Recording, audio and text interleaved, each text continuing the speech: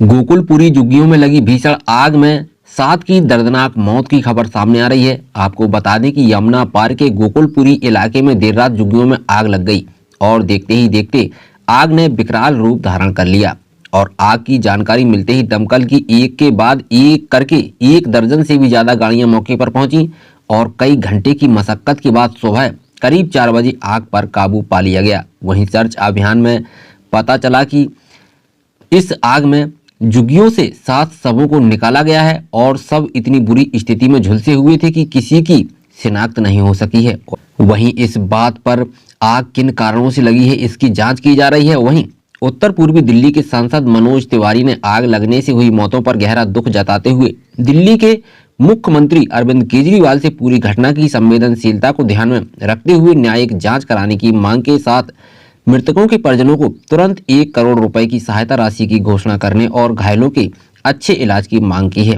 वहीं जानकारी के मुताबिक देर रात करीब 1 बजे गोकुलपुरी झुग्गियों में आग की सूचना मिली थी। वहीं सूचना पाते ही स्थानीय पुलिस मौके पर पहुंच गई और दमकल की गाड़ियां भी मौके पर पहुंचने लगी और आग इतनी तेज से भयावह ढंग से फैल रही थी कि कुछ ही देर में आग ने दर्जनों झुग्गियों को अपनी चपेट में ले लिया। और आग की सूचना पर अलग अलग फायर स्टेशनों से गाड़ी बुझाने वाली 1 दर्जन से भी ज्यादा गाड़ी मौके पर पहुंची और लगभग 5 दर्जन से ज्यादा फायर कर्मियों ने आग पर काबू पाने में कामयाबी हासिल की है। जहां इसकी घटना में 60 झुग्गियां जल करके राख में तब्दील हुई हैं और आग बुझाने के बाद झुग्गियों की तलाशी ली गई।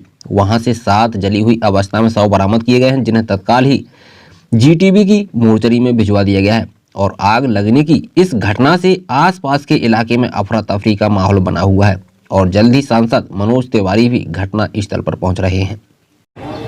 रात को लगभग 1 बजे गोकुलपुरी की झुग्गियों में आग की कॉल आई थी, जिसमें हमारे पुलिस के ऑफिसर और पुलिस की रिजर्व डिस्ट्रिक्ट रिजर्व तुरंत मौके पर पहुंची। जो रेस्क्यू इक्विपमेंट है उनके साथ में फायर ब्रिगेड से भी तुरंत संपर्क किया गया।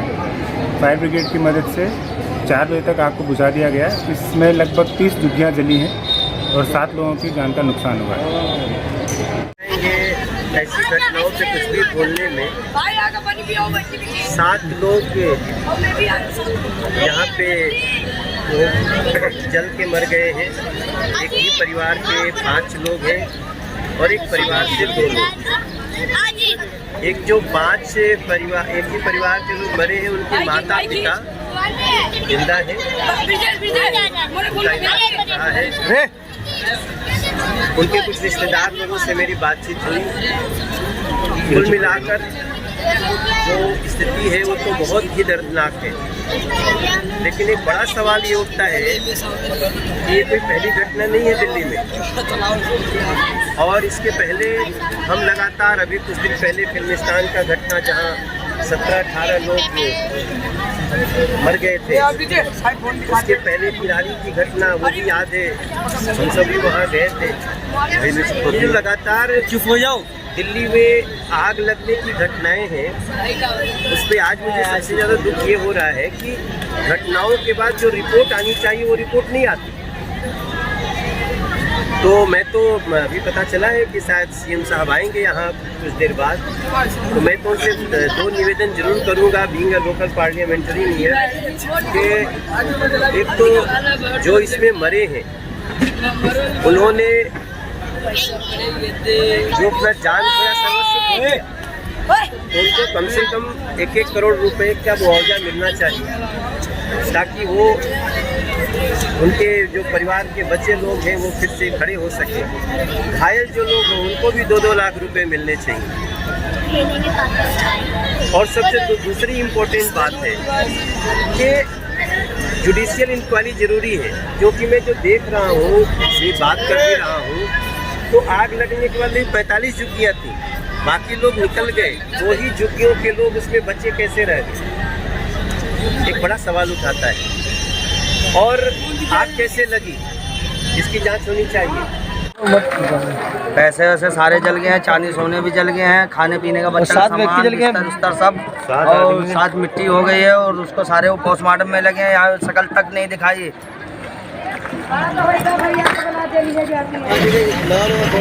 रोले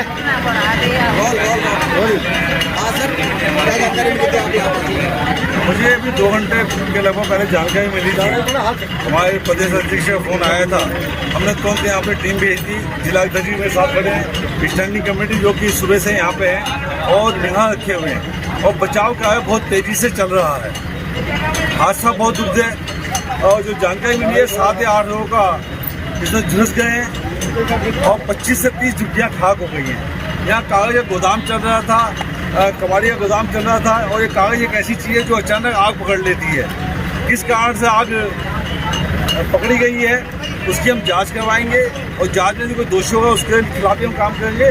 नहीं, फिलहाल बचाव सही ढंग से हो जाए, लोगों को हाथ मिल जाए, इसमें हम लगे हुए। सर, दिल्ली सरकार कहती है कि झुग्गी को हटा के मकान देंगे, आखिरकार कब वो होगा सपना पूरा? सर, ये सपना तो वो सपना दिखाने में लगे हुए हैं और शायद ये कोई दूसरा प्रदेश होता तो मकान मिल चुके होते।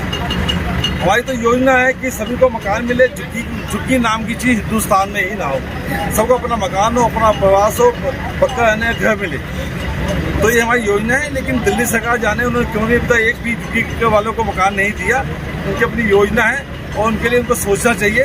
अगर सबको मकान मिल जाएंगे तो ऐसे हादसे होने बंद हो जाएंगे। सर, स्थानीय लोग बोल रहे हैं कि यहाँ पर इन झुग्गियों से अवैध रूप से 1000 रुपये 2000 रुपये किराया वसूल किया जाता है। सर, बिल्कुल लेते हो जो लेते हैं वो सामने आए ना, उसकी शिकायत भी हमें पता है।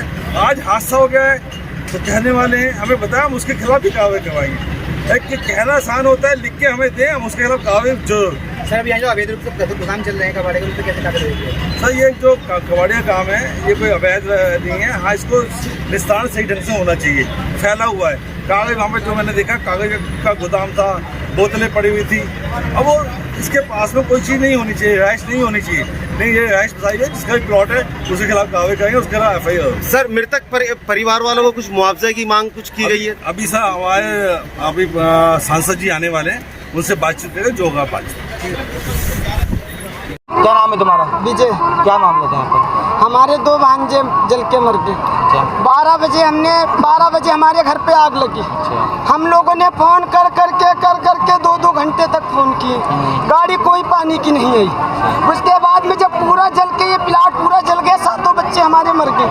उसके बाद में जब दूसरे प्लॉट पे आग लगी तो जब गाड़ी पुलिस वालों की बुलवाई गई, 2 बजे रात में गाड़ी आई। उसके बाद में सारे लोग जल के मर गए।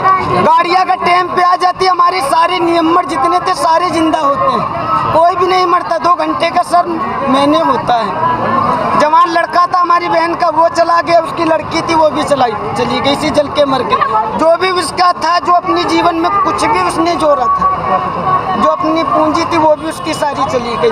उसके बावजूद में हमारे लोगों के ऊपर दुख पड़ा। पुलिस वाले लाशें निकाल के लेके भग रहे हैं और उसके बाद में पुलिस वाले हम ही लोगों को मार के भगा रहे हैं। तो ये कौन सी इंसाफ है? आप राजधानी दिल्ली से अतीक मलिक की रिपोर्ट।